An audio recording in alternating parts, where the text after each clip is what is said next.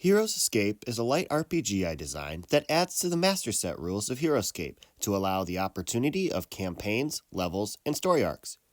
Here are the few extra rules for players in HeroScape. Instead of controlling armies, each player controls a single hero. All of them together make a team.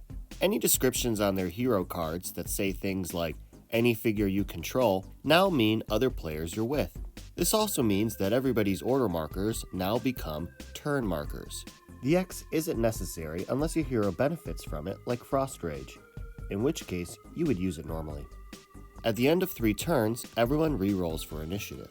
Ideally, each level is played with 3 to 5 players working together to explore every nook and cranny, finding power-ups, completing objectives, and killing bad guys. Those details are controlled by the scapegoat.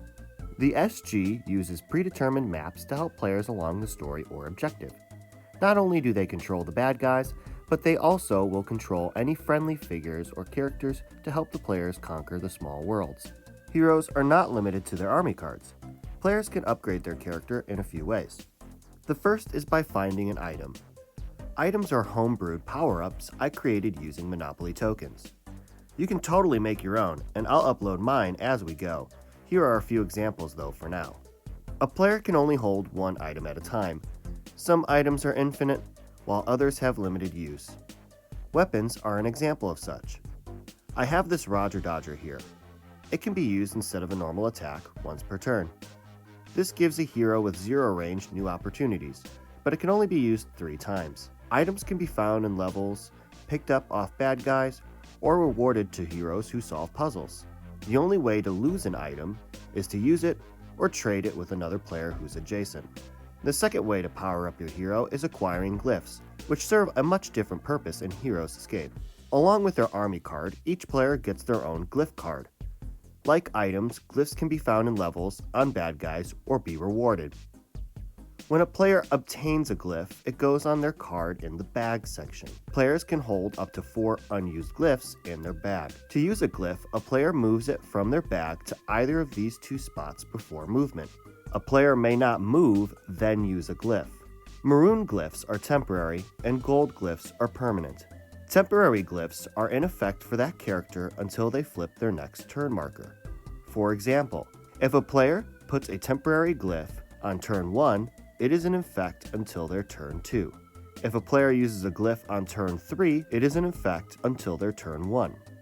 Once a glyph is used, it's discarded/returned to the SG. Permanent glyphs are used in the same way, on a player's turn before their movement.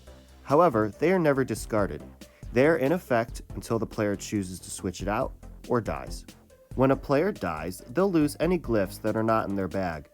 Any temporary glyph that isn't in their bag at the end of the level is also discarded. At the end of each level, players go back to the main hub.